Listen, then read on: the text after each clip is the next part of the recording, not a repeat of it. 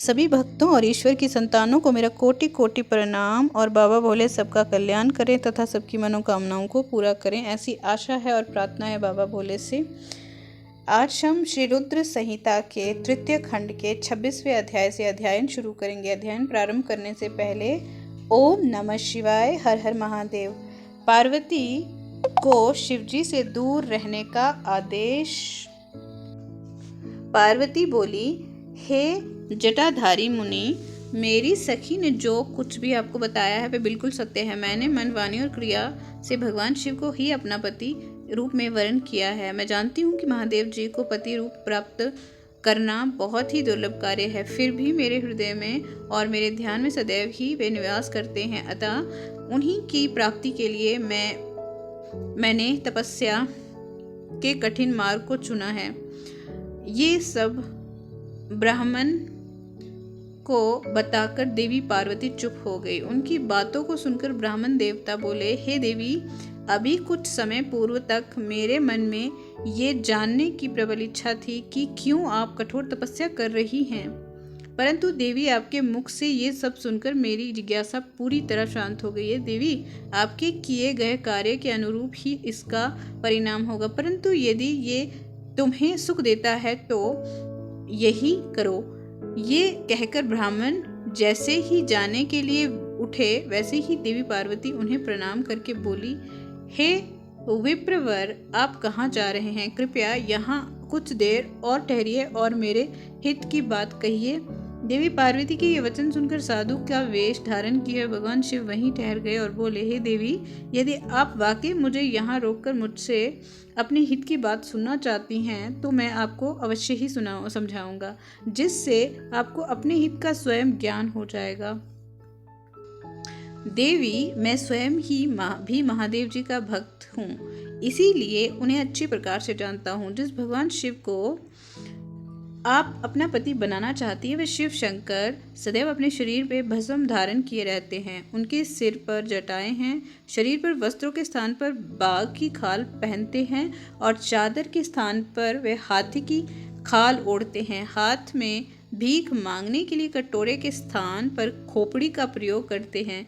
सांपों के अनेक झुंड उनके शरीर पर सदा लिपटे रहते हैं। जहर को वे पानी की भांति पीते हैं। उनके नेत्र लाल रंग के और अत्यंत डरावने लगते हैं। उनका जन्म कब, कहाँ और किससे हुआ ये आज तक कोई भी नहीं जानता। वे घर गृहस्थी के बंधनों से सदा ही दूर रहते हैं। उनकी 10 भुजाएं हैं। देवी, मैं ये नहीं समझ पाता हूँ कि शिवजी को अपना पति क्यों बनाना चाहती हो। आपका विवेक कहाँ चला गया है? प्रजापति दक्ष ने अपनी पुत्री को सिर्फ इसीलिए ही अपने यज्ञ में नहीं बुलाया क्योंकि वह कपालधारी भिक्षुक की भार्या है। उन्होंने अपने यज्ञ में शिव के अतिरिक्त सभी देवताओं को भाग दिया। इसी अपमान से क्रोधित होकर सती ने अपने प्राणों को त्याग दिया था। देवी, आप अत्यंत सुंदर एवं स्त्रियों में रत्न स्वरूप हैं। आपके पिता गिरिराज हिमालय समस्त पर्वतों के राजा हैं, फिर क्यों आप इस उग्र तपस्या द्वारा भगवान शिव को पति रूप में पाने का प्रयास कर रही हैं? क्यों आप सोने की मुद्रा के बदले में कांच को खरीदना चाहती हैं? सुगंधित चंदन को छोड़कर अपने शरीर पर कीचड़ क्यों मलना चाहती हैं? सूर्य के तेज को छोड़कर क्यों जुगनू की चमक पाना चाहती हैं? सुंदर मुलायम वस्त्रों को त्याग कर क्यों चमड़े से अपने शरीर को ढकना चाहती हैं? क्यों राजमहल को छोड़कर वनों और जंगलों में भटकना चाहती हैं? आपकी बुद्धि को क्या हो गया है जो आप देवराज इंद्र एवं अन्य देवताओं को, जो कि रत्नों के भंडार के समान है, छोड़कर लोहे को अर्थात शिवजी को पाने की इच्छा करती हैं? सच तो यह है कि इस समय मुझे आपके साथ शिवजी का संबंध परस्पर विरुद्ध दिखाई दे रहा है। कहाँ आप और कहाँ महादेव जी? आप चंद्रमुखी हैं तो शिवजी पंचमुखी। आपके नेत्र कमल दल के समान है तो शिवजी के नेत्र सदैव क्रोधित दृष्टि ही डालते हैं। आपके केश अत्यंत सुंदर है, जो कि काली घटाओं के समान प्रतीत होते हैं। वही भगवान शिव के सिर के जटाजूट के विषय में सभी जानते हैं। आप सुंदर कोमल साड़ी धारण करती हैं तो शिवजी कठोर हाथी की खाल का उपयोग करते हैं। आप अपने शरीर पर चंदन का लेप करती हैं तो वे हमेशा अपने शरीर पर चिता की भस्म लगाए रखते हैं। आप अपनी शोभा बढ़ाने के हेतु दिव्य आभूषण धारण करती हैं, तो शिव जी के शरीर पर सदैव सर्प लिपटे रहते हैं। कहाँ मृदंग की मधुर ध्वनि, कहाँ डमरू की डमडम। देवी पार्वती महादेव जी सदा भूतों की दी हुई बलि को स्वीकार करते हैं। उनका ये रूप इस योग्य नहीं है कि उन्हें अपना सर्वांग सौंपा जा सके। देवी, आप परम सुंदरी है, आपका ये अद्भुत और उत्तम रूप शिवजी के योग्य नहीं है। आप नहीं सोचें, यदि उनके पास धन होता तो क्या वे इस तरह नंगे रहते। सवारी के नाम पर उनके पास एक पुराना बैल है। कन्या के लिए योग्य वर ढूंढते समय वर की जिन जिन विशेषताओं और गुणों को देखा परखा जाता है, शिवजी में वह कोई भी गुण मौजूद नहीं है।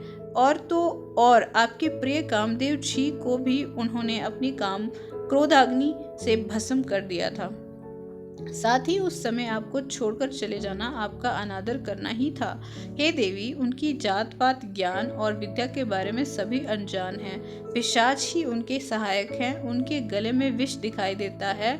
वे सदैव सबसे अलग थलग रहते हैं। इसीलिए आपको भगवान शिव के साथ अपने मन को कदापि नहीं जोड़ना चाहिए। आपके और उनके रूप और गुण बहुत अलग हैं, जो कि परस्पर एक दूसरे के विरोधी जान पड़ते हैं। इसी कारण मुझे आपका और महादेव जी का संबंध रुचिकर नहीं लगता है। फिर भी जो आपकी इच्छा हो वैसा ही करो। वैसे तो मैं ये चाहता हूँ कि आप अस्त की ओर से अपना मन हटा लें। यदि ये सब नहीं करना चाहती हैं तो आपकी इच्छा है, जो चाहो करो। अब मुझे और कुछ नहीं कहना है। उन ब्राह्मण मुनि की बातों को सुनकर देवी पार्वती बहुत दुखी हुई। अपने प्राण प्रिय त्रिलोकीनाथ शिव के विषय में कठोर शब्दों को सुनकर उन्हें बहुत बुरा लगा।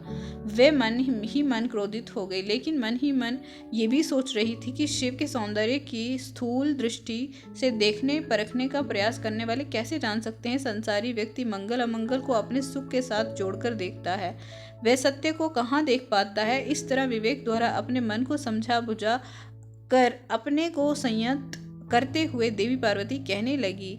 27वां अध्याय, पार्वती जी का क्रोध से ब्राह्मण को फटकारना। पार्वती जी बोली, हे ब्राह्मण देवता, मैं तो आपको परम ज्ञानी महात्मा समझ रही थी, परंतु आपका भेद मेरे सामने पूर्णतः खुल चुका है। आपने शिवजी के विषय में मुझे जो कुछ भी बताया है वह मुझे पहले से ही ज्ञात है, पर ये सब बातें सर्वथा झूठ हैं, इनमें सत्य कुछ भी नहीं है। आपने तो कहा था कि आप शिवजी की इच्छा अच्छी प्रकार से जानते हैं। आपकी बातें सुनकर लगता है कि आप झूठ बोल रहे हैं, क्योंकि ज्ञानी मनुष्य कभी भी त्रिलोकीनाथ भगवान शिव के विषय में कोई भी अप्रिय बात नहीं करते हैं। ये सही है कि लीलावश शिवजी कभी कभी अद्भुत वेश धारण कर लेते हैं, परंतु सच्चाई तो ये है कि वे साक्षात परम ब्रह्मा हैं। वे ही परमात्मा हैं। उन्होंने स्वेच्छा से ऐसा वेश धारण किया है।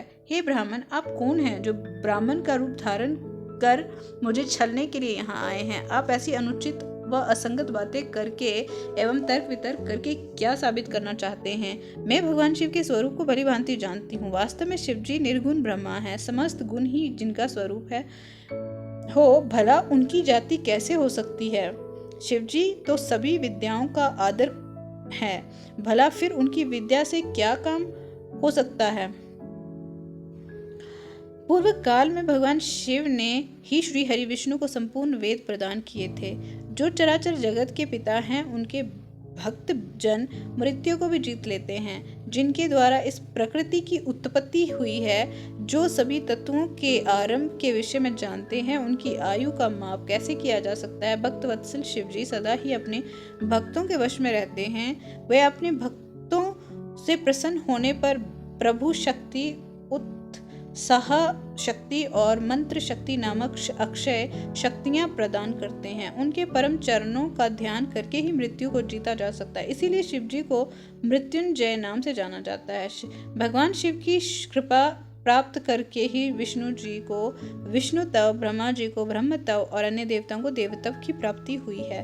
भगवान शिव महाप्रभु हैं। ऐसे कल्याणमयी भगवान शिव की आराधना करने से ऐसा कौन सा मनोरथ है जो सिद्ध नहीं हो सकता? उनकी सेवा न करने से मनुष्य 7 जन्मों तक दरिद्र होता है।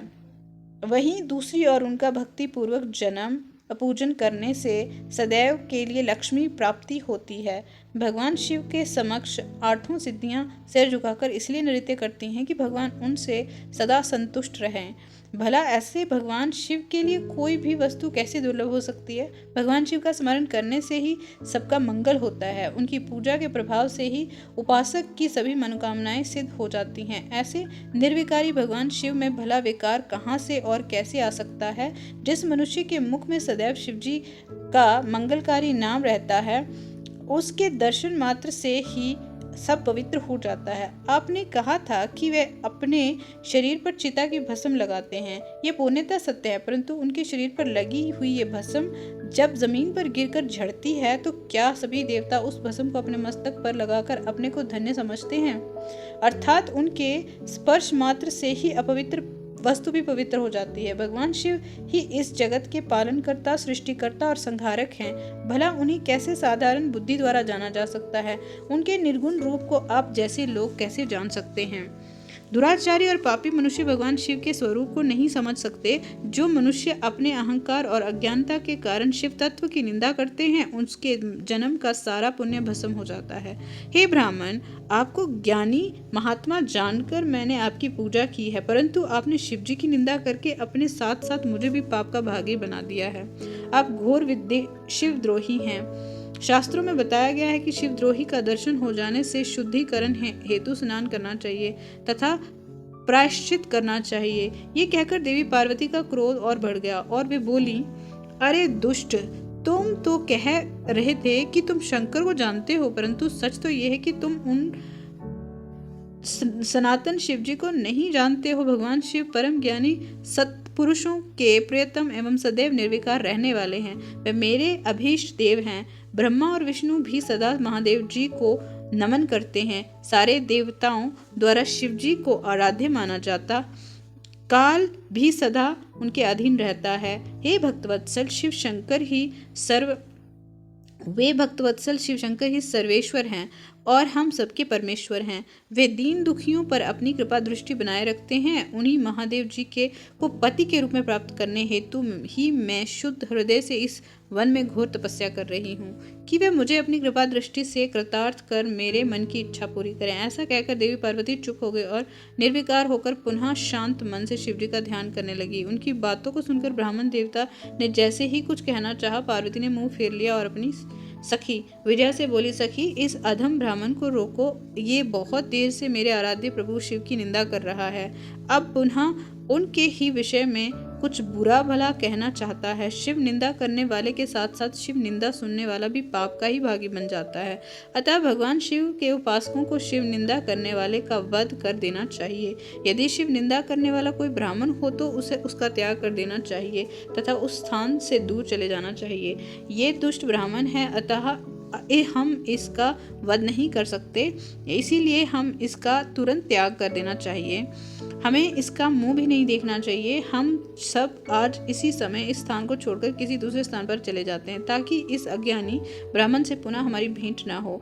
इस प्रकार कहकर देवी पार्वती ने जैसे ही कहीं और चले जाने के उद्देश्य से अपना पैर आगे बढ़ाया, वैसे ही भगवान शिव अपने साक्षात रूप में उनके सामने प्रकट हो गए। देवी पार्वती ने अपने ध्यान के दौरान शिव के जिस स्वरूप का स्मरण किया था, शिव जी ने उन्हें उसी रूप के साक्षात दर्शन करा दिए। साक्षात भगवान शिव शंकर को इस तरह अनायास ही अपने सामने पाकर गिरिराज नंदिनी पार्वती का सिर शर्म से झुक गया।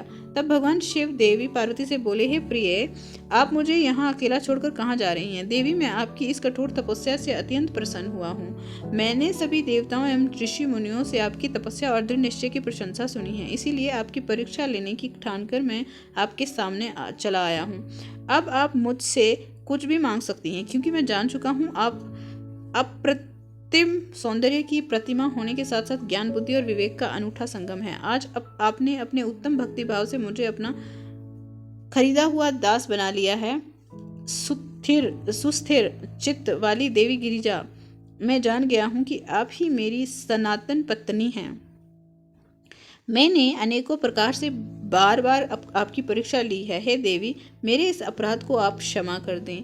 हे शिवे, इन तीनों लोकों में आपके समान अनुरागिनी कोई ना है, ना थी और ना ही कभी हो सकती है, और मैं आपके अधीन हूँ। देवी, आपने मुझे पति बनाने का उद्देश्य मन में लेकर ही ये कठिन तपस्या की है, अतः आपकी इस इच्छा को पूरा करना मेरा धर्म है। देवी, मैं शीघ्र ही आपका पानी ग्रहण कर आपको अपने साथ कैलाश पर्वत पर ले जाऊंगा। देवादिदेव महादेव जी के इन वचनों को सुनकर गिरिराज नंदिनी पार्वती के आनंद की कोई सीमा नहीं रही। वे अत्यंत प्रसन्न हुई। हर्षातिरेक से उनका तपस्या करते हुए सारा कष्ट पल में ही दूर हो गया। उनकी सारी थकावट तुरंत ही दूर हो गई। पार्वती अपनी तपस्या की सफलता और त्रिलोकीनाथ भक्त वत्सल महादेव जी के साक्षात दर्शन पाकर कृतार्थ हो गई और उनके सभी दुख कलेश पल भर में ही दूर हो गए। 28वां अध्याय, शिव पार्वती संवाद। ब्रह्मा जी कहते हैं, नारद, परमेश्वर भगवान शिव की बातें सुनकर उनके साक्षात रूप स्वरूप का दर्शन कर माँ पार्वती को बहुत हर्ष हुआ। उनका मुखमंडल प्रसन्नता के कारण कमल दल के समान खिल उठा। उस समय वे बहुत सुख का अनुभव करने लगी। अपने सम्मुख खड़े महादेव जी से वह इस प्रकार बोली, हे देवेश्वर, आप सबके स्वामी हैं। हे प्रभु, पूर्व काल आपने जिस प्रिया के कारण प्रजापति दक्ष के संपूर्ण यज्ञ का पलों में विनाश कर दिया था, भला उसे ऐसे ही क्यों भुला दिया। हे सर्वेश्वर, हम दोनों का साथ तो जन्म जन्मांतर का है। प्रभु, इस समय में समस्त देवताओं की प्रार्थना से प्रसन्न होकर उनको तारकासुर के दुखों से मुक्ति दिलाने के लिए पर्वतों के राजा हिमालय की पत्नी देवी मैना के गर्भ से उत्पन्न हुई हूँ। आपको ज्ञात ही है कि आपको पुनः पति रूप में प्राप्त करने हेतु ही मैंने ये कठोर तपस्या की है। इसलिए देवेश, आप मुझसे विवाह कर मुझे अपनी इच्छा अनुसार अपनी पत्नी बना लें। भगवान, आप तो अनेक लीलाएं रचते हैं। अब आप मेरे पिता शैलराज हिमालय और मेरी माता मैना के समक्ष चलकर उनसे मेरा हाथ मांग लीजिए। भगवान, जब आप इन सब बातों से मेरे पिता को अवगत कराएंगे, तब वह निश्चय ही मेरा हाथ सब प्रसन्नता पूर्वक आपको सौंप देंगे। पूर्व जन्म में जब मैं प्रजापति दक्ष की पुत्री सती थी, उस समय मेरा और आपका विवाह हुआ था। तब मेरे पिता दक्ष ने ग्रहों की पूजा नहीं की थी। उस विवाह में ग्रह पूजन से संबंधित बहुत बड़ी त्रुटि रह गई थी।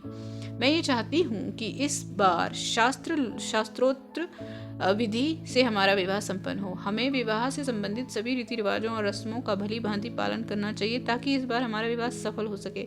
देवेश्वर, आप मेरे पिता हिमालय को इस संबंध में बताएं ताकि उन्हें अपनी पुत्री की तपस्या के विषय में ज्ञात हो सके। देवी पार्वती के प्रेम और निष्ठा भरे इन शब्दों को सुनकर भगवान शिव बहुत प्रसन्न हुए और हंसते हुए बोले, हे देवी महेश्वरी, इस संसार में हमारे आसपास जो कुछ भी दिखाई देता है वह सब ही नाशवान अर्थात नश्वर है।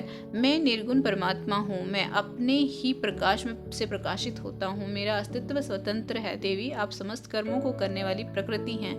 आप ही महामाया हैं। आपने ही मुझे इस माया मोह के बंधनों में फंसाया है।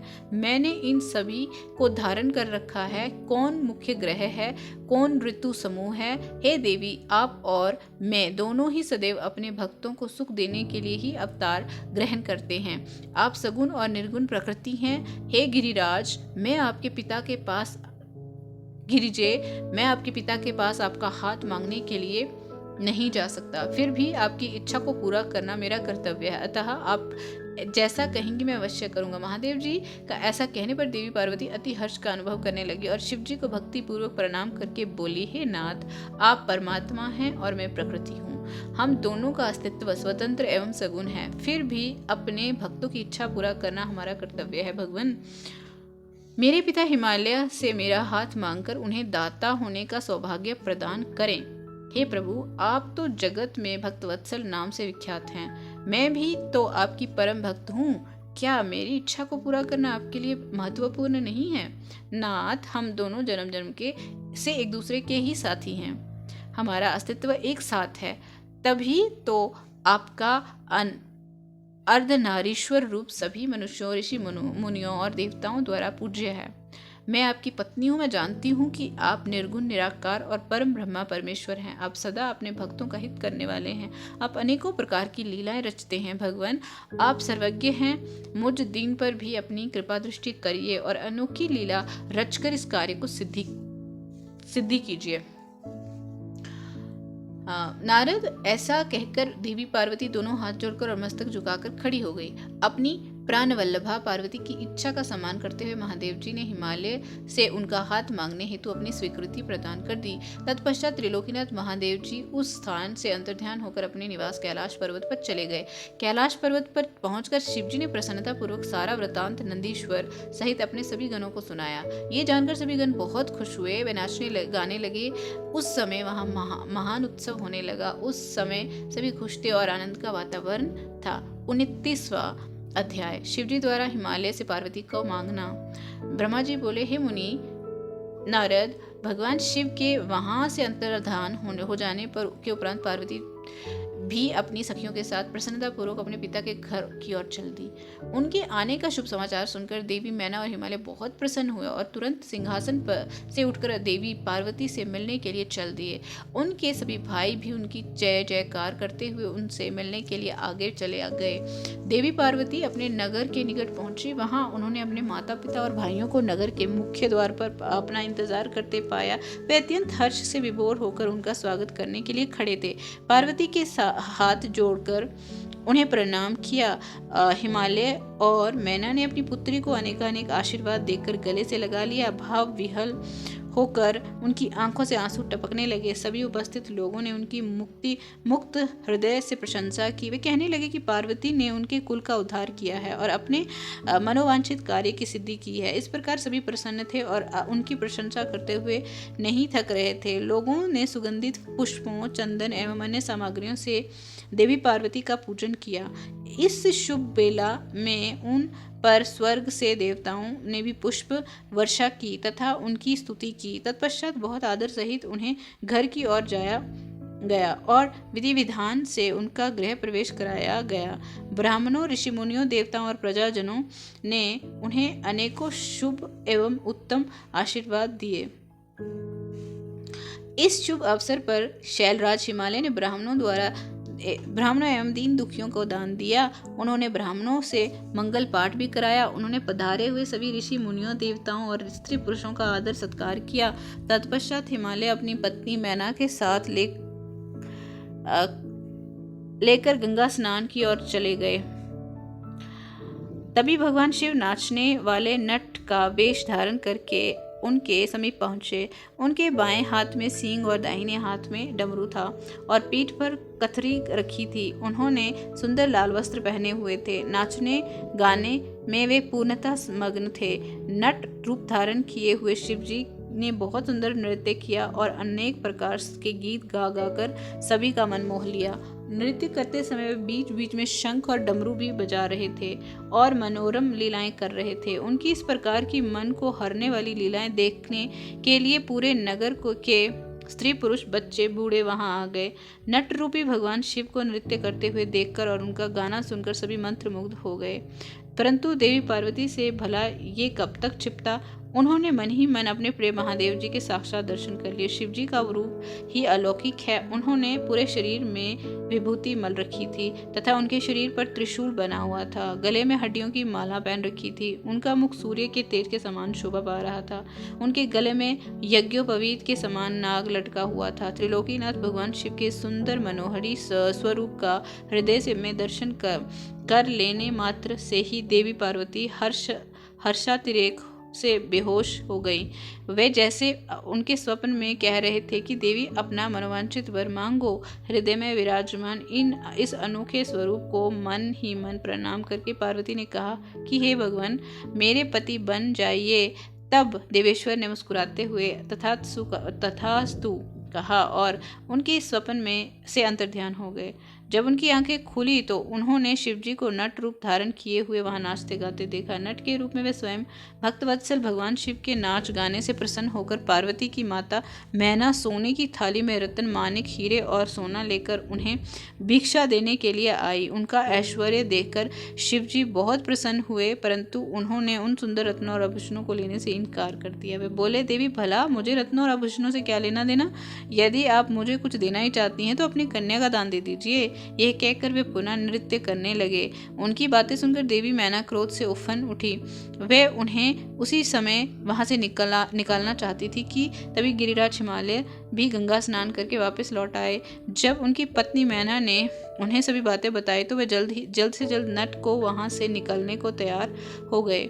उन्होंने अपने सेवकों को नट को बाहर निकालने की आज्ञा दी, परंतु ये असंभव था। वे साक्षात शिव भले ही नट का रूप धारण किए हुए थे, परंतु उनका शरीर अद्भुत तेज से संपन्न था और वे परम तेजस्वी दिखाई दे रहे थे। उन्होंने उठाकर निकाल फेंकना तो दूर की बात थी, उन्हें तो छूना भी कठिन था। तब उन्होंने मैना हिमालय को अनेक प्रकार की लीलाएं रचकर दिखाई। नट ने तुरंत ही श्रीहरि विष्णु का रूप धारण कर लिया। उनके माथे पर किरीट, कानों में कुंडल और शरीर पर पीले वस्त्र अनोखी शोभा पा रहे थे। उनकी 4 भुजाएं थी। पूजा करते समय हिमालय और मैना ने जो पुष्प, गंध एवं अन्य वस्तुएं अर्पित की थी, वे सभी उनके शरीर और मस्तक पर शोभा पा रही थी। ये देखकर सभी आश्चर्यचकित हो गए। तत्पश्चात नट ने जगत की रचना करने वाले ब्रह्मा जी का चतुर्मुख रूप धारण कर लिया।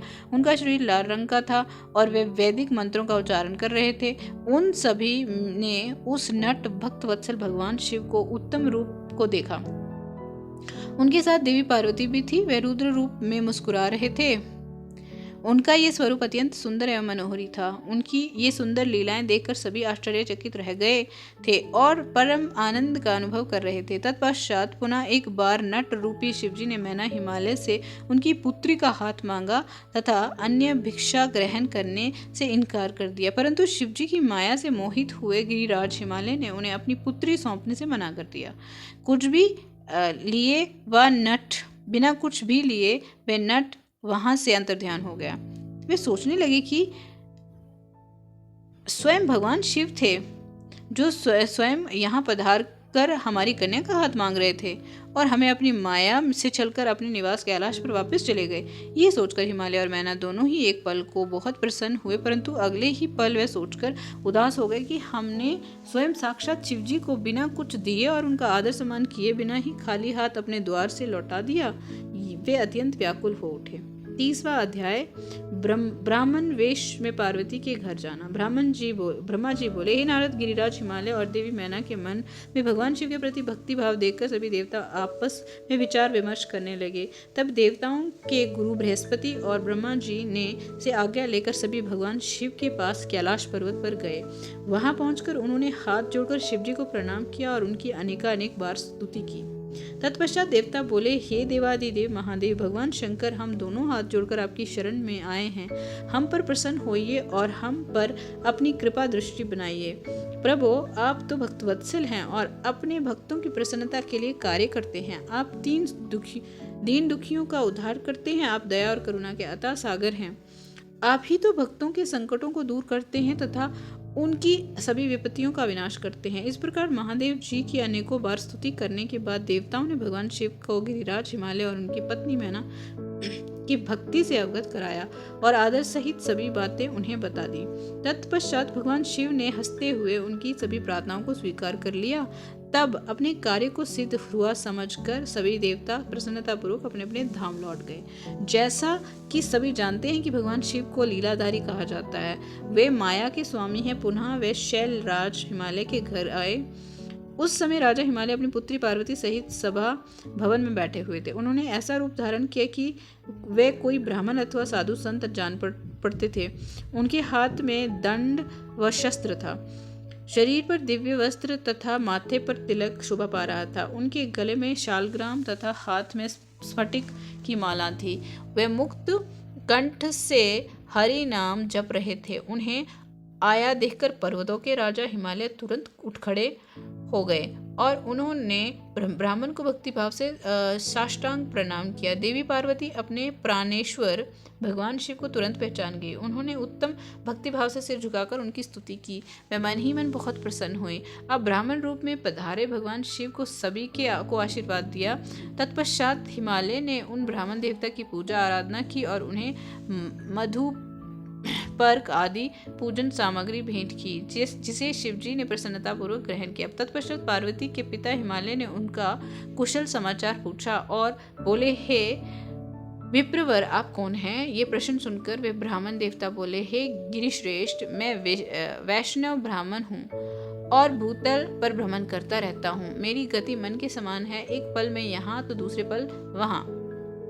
मैं सर्वज्ञ परोपकारी शुद्ध आत्मा हूँ। मैं ज्योतिषी हूँ और भाग्य की सभी बातें जानता हूँ। क्या हुआ है, क्या होने वाला है, और सब कुछ मैं जानता हूँ। मुझे ज्ञात होता है कि आप अपनी दिव्य सुलक्षणा पुत्री पार्वती को, जो कि सुंदर एवं लक्ष्मी के समान है, आश्रय विहीन, कुरूप और गुणहीन महेश्वर शिव को सौंपना चाहते हैं। वे शिव जी तो मरघट में रहते हैं, उनके शरीर पर हर समय सांप लिपटे रहते हैं और वे अधिक समय योग और ध्यान में ही बिताते हैं। वे नंग धड़ंग होकर ही इधर उधर भटकते फिरते हैं। उनके पास पहनने के लिए वस्त्र भी नहीं है। आज कोई उनके कुल के विषय में भी नहीं जानता। वे स्वभाव से बहुत ही उग्र हैं। बात बात पर उन्हें क्रोध आ जाता है। वे अपने शरीर पर सदा भस्म लगाए रहते हैं। सिर पर उन्होंने जटा झूठ धारण कर रखा है। ऐसे अयोग्य वर को, जिसमें अच्छा और रुचिकर कहने लायक कुछ भी नहीं है, आप क्यों अपनी पुत्री का जीवन साथी बनाना चाहते हैं? आपका ये सोचना ही कि शिव ही आपकी पुत्री के योग्य है सर्वथा गलत है। आप तो महान ज्ञानी हैं, आप नारायण कुल में उत्पन्न हुए हैं। भला आपकी सुंदर पुत्री को वरों की क्या कमी हो सकती है? उस परम सुंदरी से विवाह करने को तो अनेकों देशों के महान वीर, बलशाली, सुंदर, स्वस्थ राजा और राजकुमार सहर्ष तैयार हो जाएंगे। आप तो समृद्धिशाली हैं। आपके शरीर पे में भला आपके घर में भला किस वस्तु की कमी हो सकती है? परंतु शैलराज, जहां आप अपनी पुत्री को ब्याहना चाह रहे हैं, वे निर्धन हैं। वहां तक कि उनके भाई बंधु भी नहीं हैं। वे सर्वथा अकेले हैं। गिरिराज हिमालय, आपके पास भी अभी समय है। अतः आप अपने भाई बंधुओं, पुत्रों व अपनी प्रिय पत्नी देवी मैना से इस विषय में सलाह कर ले, परंतु अपनी पुत्री पार्वती से इस विषय में कोई सलाह ना लें, क्योंकि वह शिव के गुण दोषों के बारे में कुछ भी नहीं जानती हैं। ऐसा कहकर ब्राह्मण देवता, जो वास्तव में साक्षात भगवान शिव थे, हिमालय का आदर सत्कार ग्रहण करके आनंद पूर्वक वहां से अपने धाम को चले गए। आज के लिए इतना ही। आगे का सफर हम अगली वीडियो के साथ जारी रखेंगे। तब तक के लिए धन्यवाद। ईश्वर सबका कल्याण करे।